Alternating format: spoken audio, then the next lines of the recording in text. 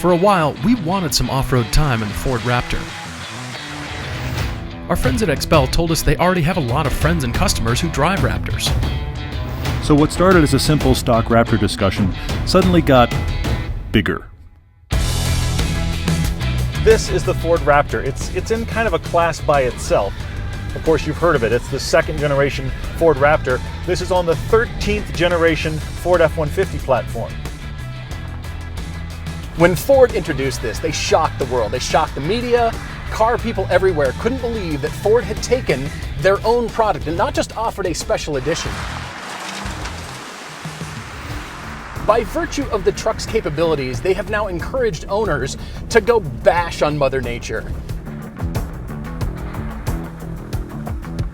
The Raptor was not just bought by truck enthusiasts.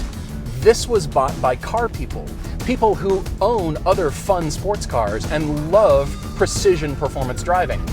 This is actually a Ford performance product. I mean, these are the same people who conceived the GT350R. The point of a Raptor is to do this, to go somewhere kind of inaccessible and just bash your way through it like a sledgehammer. You see these in the Starbucks line, you see them in the school run line, you see them commuting through Los Angeles, which isn't really the point. All of the other major truck makers are trying to catch up with what this Raptor can do. I mean, you can take it out and you can just jump it because it's Tuesday. This one has the V6 3.5 liter EcoBoost, its twin turbo motor, making about 450 horsepower. That's the stock configuration. So we're starting here in Utah in the snow before things get nuts. I feel like I could rally. This is an entirely different category of four-wheel driving. You've seen us take the Jeep off-road in Moab. Well, this is not slow rock crawling. This is something, I want to take this at high speeds. I want to go drifting around. It's encouraging bad behavior. It is. It's encouraging you to go find parts of the country that haven't been driven on yet. This V6 has over 500 pound-feet of torque. This is a 10-speed automatic. It's actually the same auto that GM and Ford built together. You can find it in the Camaro of all things, and here it is in the Raptor, which actually takes advantage of the turbocharged engine. It leaps off the line. Raptors are almost in a category of less about work truck and less about commute, but kind of like the pickup truck equivalent of owning a sports car.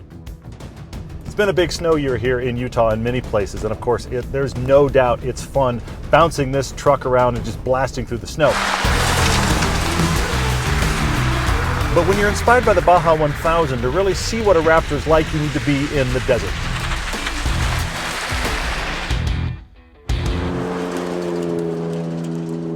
You've seen us in the mud and the snow in a regular Raptor, and we actually drove the original Raptor stock to get a feel for what we'd be in today. And that is the Shelby Baja Raptor from Shelby American.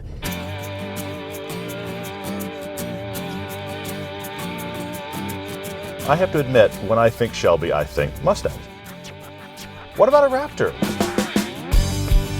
Let's add 100 horsepower and 100 pound-feet of torque. Why not? Let's add more suspension travel. By the way, let's add a massive screen. You would not believe the stuff that is now on this. You saw all those cool wide-body kits that they've got there at Shelby that they're putting on like the GT350 that looks amazing. Look at this hood. This hood is unique to this Shelby Raptor, and it does make it, well, it's gone to the gym. You can buy it right from your Ford dealer and then ship it directly to Shelby, right there alongside the Mustangs. They will make this a beast. A Raptor from the dealer is about $68,000, somewhere in there. Once you take it to Shelby, the base price is $117,000. This is supercar territory. You want them to do the Baja package, so they've added 3 inches on the Fox shocks. They've got the remote reservoir with the heat fins for cooling. Actually, if you're spending this much on a truck, you're going to want to protect it. I'm not worried from a truck perspective, but I don't want to get it scratched. That's where XPEL's helpful. Look, I've got it on my winter car that didn't cost anything, but Paul has it on his nice Cayman. You really want it there. But what about trucks? I turned around just now and brought a bush with me. Wouldn't it be nice to protect for that? That's what that film is for.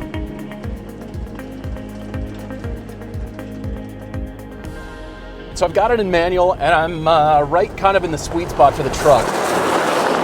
3,500, 4,000 RPM. This is what this truck was made for. For part of the road, it smooths out the road. I mean, these shocks are just, they're doing it. You're gonna be looking for excuses to go drive this thing through the wilderness. This is not considered a trophy truck. You're not gonna be jumping this off berms, although I'm sure you could just fine. We're not going to today. The truck does not belong to us. It belongs to Shelby. But this is their test vehicle. They keep experimenting with it and adding potential features for customers, which is cool. The FLIR system right here on the instrument panel on the top, it's forward-looking infrared. You're gonna be out here at night. You've got to have the ability to look far ahead of your truck. This is a big truck, 6,000 pounds, lots of bulk. Doesn't care. Look, I have one hand on the wheel. This isn't even challenging this yet. I didn't really drive the original Raptor and think this should be angrier. And now that I'm in the Shelby version, I kind of think, no, actually this is good. Wait, I'm only seeing sky. Oh, okay, wait, there it comes. There it comes. There's the world. There we go. We've come up on the high desert here, somewhat of a plain, and we can run faster now. And when you're rock crawling, you're lucky to get into second gear. I'm in third. The suspension is doing so much work for you at all times that you're almost floating. I mean, you're feeling it, but you're almost floating above it all. I like this truck on slow speeds, and it can absolutely do it, but I'm enjoying it even more here on some higher speed stuff. Things are coming at you a lot faster because you've got 525 horsepower in this, 610 pound-feet of torque. We've added some weight, about 600 pounds or so, and this truck shines out here. Maybe we'll launch ourselves out of the seat in a minute. There we go. Try not to hit my head. It really is a different kind of input. It's great. I'm swimming through gravel in this truck.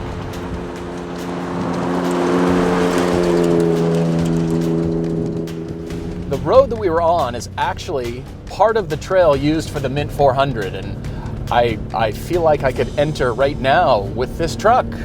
It's giving me the feeling like I got this. I've got the ground clearance, I've got more power. If you have a truck that looks this nice, that has this nice screen, that has these interior upgrades, you might think, oh, it's a nice looking truck. I mean, they've actually taken these to casinos in Vegas and they park them up front right there with the exotic. So it's a great looking truck. Did we actually make it work any better? Well, watch this thing crawl. We've added 600 pounds, but who cares? It just takes the Raptor's ability and just continues. If you want to know what driving a waterbed feels like, you need to go off-roading. And that's actually true of any car you're in, but of course in this Shelby you've actually gained 3 inches of suspension travel. And Shelby has told us that they have upgraded the cooling system as part of this package that is set up for 130 degrees all day in the desert in Dubai. They went out to places outside of Vegas where it's getting to 120, 130 degrees and make sure it will run all day in low range. You work on the paddles and the transmission never goes into limp mode.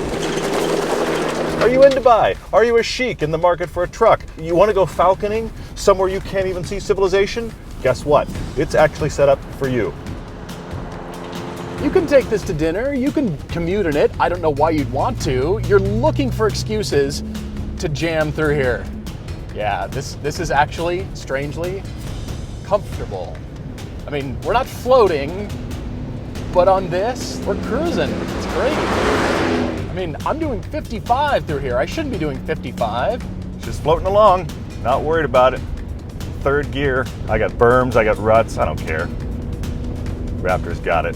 It just feels invincible.